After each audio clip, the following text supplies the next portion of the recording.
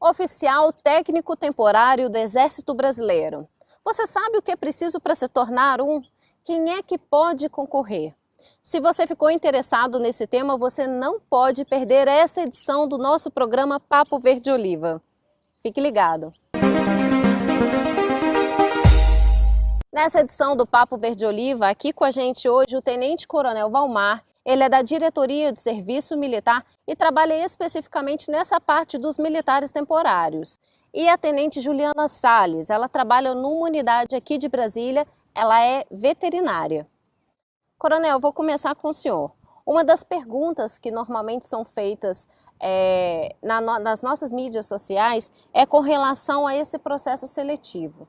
Então, antes da gente explicar como se dá esse processo seletivo, como é que o Exército seleciona esses militares, eu queria que o senhor explicasse para a gente o que é um militar técnico temporário, o oficial técnico temporário que a gente conhece como OTT. Muito bem. O oficial técnico temporário, ele é um profissional que possui uma habilitação de interesse da força. Então, o Exército hoje em dia, só para fins de conhecimento, o Exército tem em torno de 126 profissões que são de interesse dele. O Exército é uma instituição muito grande e essas habilitações elas vão suprir uma necessidade da própria força. E o oficial técnico temporário é um cidadão que possui um curso superior e possui uma habilitação dessa. Certo. E para quem está vendo a gente agora, tem um curso superior, tem um interesse de entrar no Exército Brasileiro, como é que essa pessoa pode procurar esse processo seletivo? Como é que ela pode ter essas informações? O Exército Brasileiro possui 12 regiões militares. Cada região militar dessa é um grande comando de pessoal que é responsável por proceder um processo seletivo. Então, anualmente, no início do segundo semestre, cada região militar ela divulga por intermédio do seu site, a abertura de um processo de convocação. Nós chamamos de um processo seletivo e o documento que inicia esse processo seletivo é um aviso de convocação, é um edital. É um edital. Então, ela disponibiliza no site, no seu próprio site, o edital que vai tratar sobre todos os requisitos, quando inicia a inscrição, quando termina a inscrição desse processo seletivo. E vamos entrar já no processo seletivo. Quais são as etapas? Vamos explicar para quem está interessado quais são os procedimentos. Então, o cidadão que possui uma graduação, ele pode possuir, o seu grau pode ser o bacharel, pode ser a licenciatura, pode ser um tecnólogo. Então ele acessando, como eu falei inicialmente, o site da região militar, que tem a jurisdição na área que ele reside, ele observa quais são as áreas de interesse do Exército. Esse aviso de convocação, esse edital, estão lá elencadas, estão relacionadas a todas as áreas de interesse do Exército. Então, ele observa se a área dele, a formação dele está contemplada nesse aviso de convocação. Se estiver contemplado, ele de posse desse aviso de convocação, como eu falei, é um edital, ele vai ter conhecimento de todas as regras do certame. Isso é importante para ele, ter conhecimento das regras do certame. Ali ele vai observar que o processo seletivo, ele tem um período de inscrição. E ele não pode, se ele desejar participar, ele não pode perder esse período de inscrição. Aí realiza a inscrição pelo site. Ele faz a inscrição pelo site. Grande parte dos processos seletivos, eles estão informatizados hoje em dia. Então ele faz a inscrição pelo site e todas as etapas do processo seletivo, ele pode acompanhar essas etapas pelo site. Então ele faz a inscrição, ele vai ser chamado para uma avaliação curricular. Depois da avaliação curricular, ele vai ser submetido a uma inspeção de saúde e, por último, um exame de aptidão física. Após essas fases, sai a relação daqueles que foram classificados dentro do número de vagas. 2 requisitos básicos para o oficial técnico temporário é ser brasileiro nato, Ser brasileiro nato e possuir um nível superior. Possui nível superior. Aí, e isso vale para homens e mulheres, Homens e mulheres. E no grau bacharel, licenciatura ou tecnólogo. Quais são os critérios que são utilizados pelas regiões militares nesse processo seletivo? Os candidatos ao certame, eles vão ser submetidos a uma avaliação curricular e inspeção de saúde e o exame de aptidão física. A região militar ela vai se ater à experiência profissional do candidato e os cursos de especialização ou aperfeiçoamento que ele possui. Tudo isso aí vai compor um grau, uma nota, digamos assim, que é atribuída a ele nessa avaliação curricular. É importante o candidato dar uma lida no aviso de convocação. Lá estão todas as regras do certame, o que é pontuado dele, o que é que não é pontuado, tudo isso aí está no aviso de convocação. Então, se o cidadão ficar ligado ao que está no site da região militar, ele vai, com certeza, se programar. Eu me referi a se programar por quê, Luciano? Porque, às vezes, um recém-formado, ele não tem uma pontuação alta, ele não tem uma experiência profissional ainda. Mas ele ali, ele sabendo a regra do certame, ele tem condições de se planejar. Para que, se não vier a obter sucesso no ano que ele se inscreve, mas ele pode ali se planejar para um evento futuro, uma inscrição daqui a 2, 3 anos, e aí ele focar na sua especialização, né? Certo.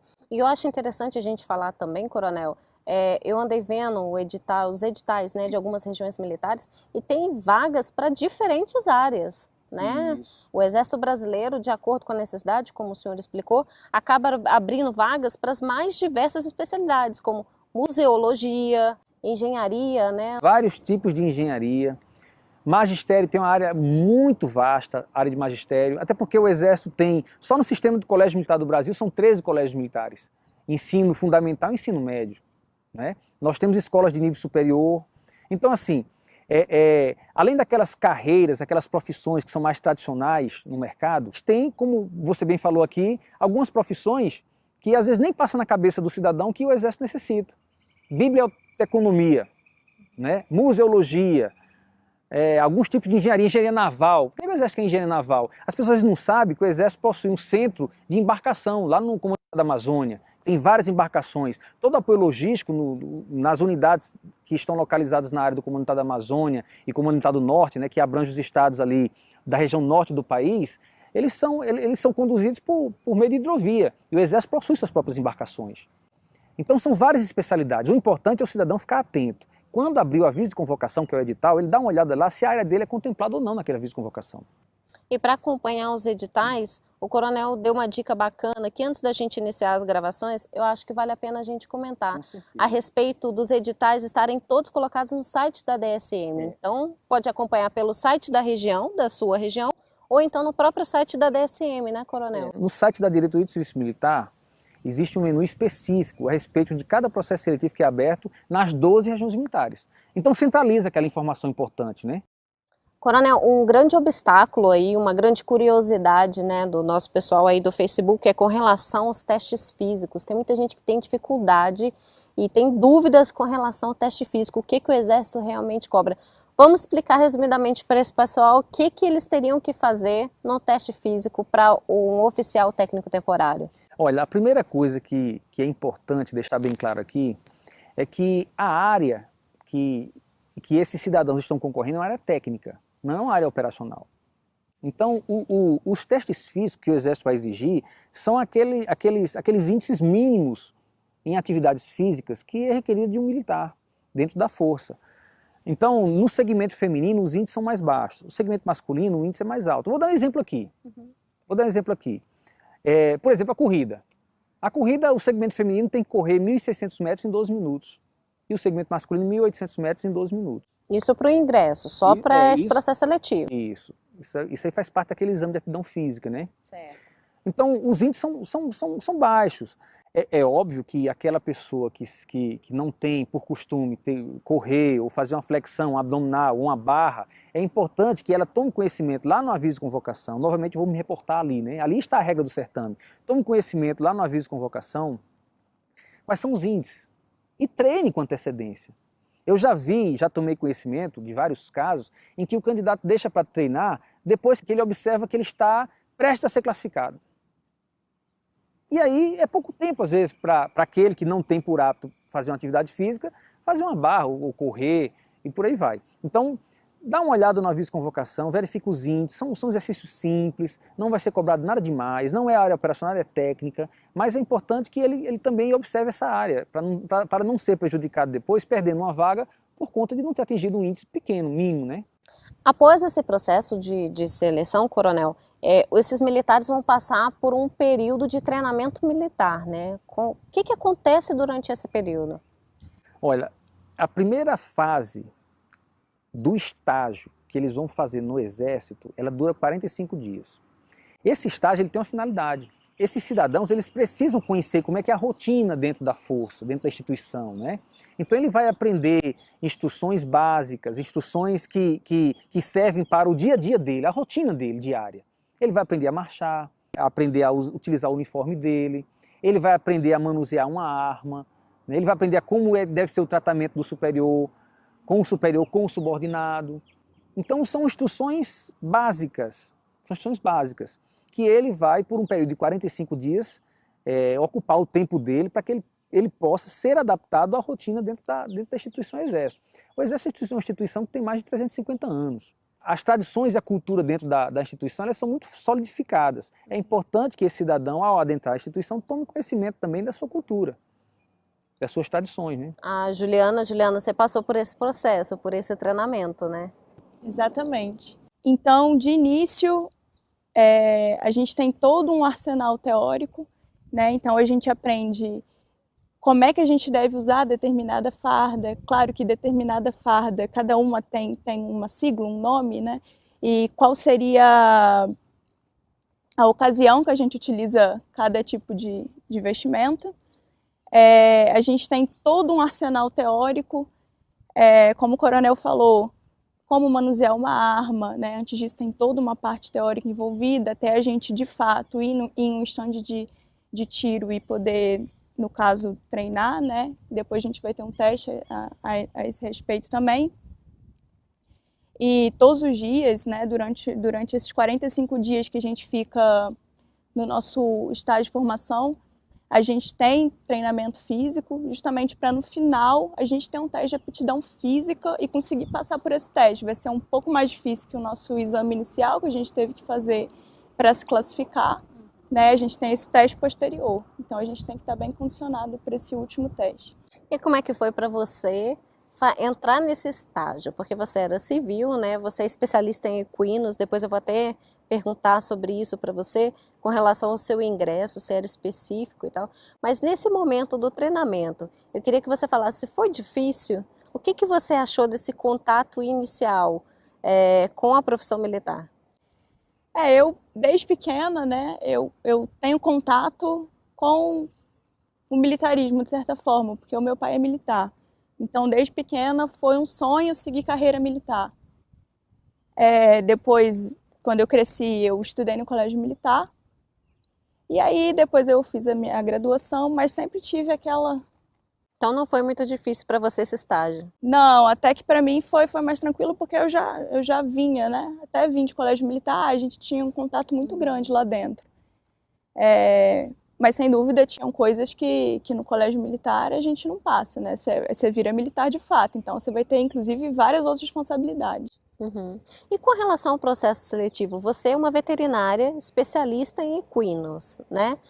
Quando você foi se inscrever, a vaga era específica para essa especialidade? Conta pra gente como foi o seu processo seletivo. O meu processo seletivo, através do site da 11ª Região Militar, a gente teve o edital, como o coronel falou, nesse edital tinha contemplada uma vaga para especialização em equinos. Então, como o meu currículo era todo voltado para grandes animais, especificadamente para equinos, eu me inscrevi nessa área. Coronel, nesse caso, a 11ª Região Militar abriu uma vaga para especialistas nessa área, dando essa prioridade. Uma pessoa, por exemplo, que não fosse de Brasília, do entorno, de uma outra região do Brasil e que quisesse concorrer a essa vaga, ela poderia também? Com certeza, com certeza. O processo seletivo, embora seja regionalizado, não impede que o cidadão de qualquer parte do país possa participar. Ele pode muito bem, de qualquer cidade do nosso país, se inscrever aqui em Brasília e participar do processo seletivo. Entendi. Então, independente da região militar, qualquer cidadão de qualquer região militar pode se inscrever e concorrer àquela vaga também. Pode. Não precisa morar naquela cidade para tentar concorrer àquela vaga. Exatamente. Agora, Juliana, queria que você explicasse para a gente como é que é a sua rotina no meio militar, a sua rotina dentro do quartel, né? Porque você trabalha realmente cuidando de cavalos, né? Da saúde desses animais. Conta pra gente como é a rotina de uma veterinária numa unidade aqui num quartel em Brasília. Bom, eu tenho uma escala de serviço que eu devo seguir, né? A gente tem 2 tipos de escala, uma vermelha, que seria de final de semana, e uma preta, que seria a escala de durante a semana. Essa escala de serviço se refere àquele serviço de 24 horas, né? Então você praticamente está à disposição 24 horas, né? Caso aconteça alguma coisa relacionada à sua área ali. Exatamente, a gente fica em disposição 24 horas, mas eu trabalho determinado tempo e em outro determinado tempo eu fico de sobreaviso. Tá? Aí o que acontece? Nesses dias que eu vou para tirar serviço, eu cumpro esse expediente, vamos dizer assim, especial. Nos outros dias eu chego 7h30 no serviço e aí eu fico fazendo exame, abrindo ficha dos animais e vendo a demanda. Se eles forem para alguma formatura, eu tenho que, por exemplo, só a título de curiosidade, equilibrar toda a alimentação deles. E aí acompanhar a volta, acompanhar a ida, né, o trans e a volta, até o quartel novamente. E aí o expediente vai de 7h30 da manhã até as 5 horas da tarde. E mais toda a parte militar também, né? Mais a parte militar. física, a parte também de avaliações, por exemplo, de tiro, tudo isso você participa. Exatamente, a gente continua tendo que fazer o teste físico, né? Igual aos outros militares, né? Então, teste físico, teste de tiro, todos esses testes a gente tem que fazer. Participar de formaturas, tem formatura que eu vou participar da formatura. Tem outras que a gente vai a cavalo, por exemplo, 7 de setembro eu desfilei a cavalo.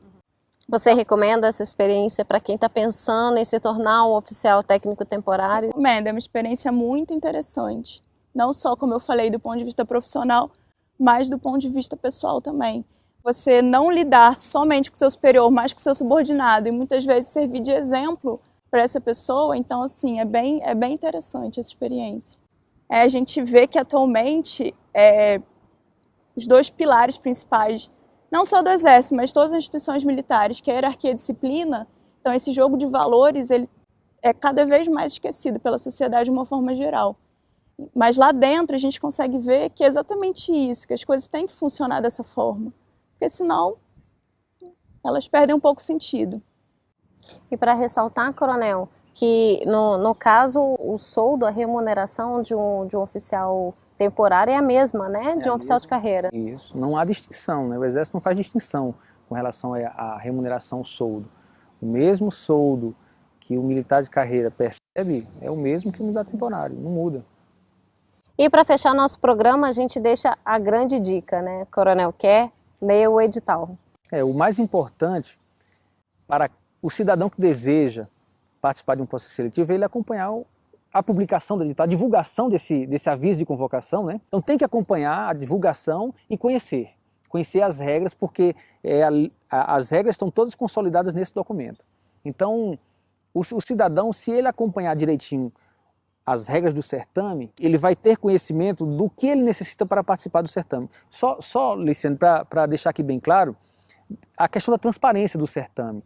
Todas as fases que nós falamos aqui do certame, essas fases elas são publicadas no site da região militar que procede o aviso de convocação. Elas são publicadas, tornando transparente cada etapa. E após cada etapa, existe também um período que é concedido para fim de recurso. Então, o candidato no processo seletivo que se sentir de alguma forma prejudicado, ele pode fazer jus ao recurso. Fica aí a grande dica do Tenente Coronel Valmar, da Diretoria de Serviço Militar. Quero aproveitar a oportunidade, coronel, muito obrigada pela participação. Tenente Juliana Salles, fica a grande dica para você e a gente te espera no próximo Papo Verde Oliva. Não deixe de se inscrever no canal do Exército Brasileiro do YouTube. Até a próxima!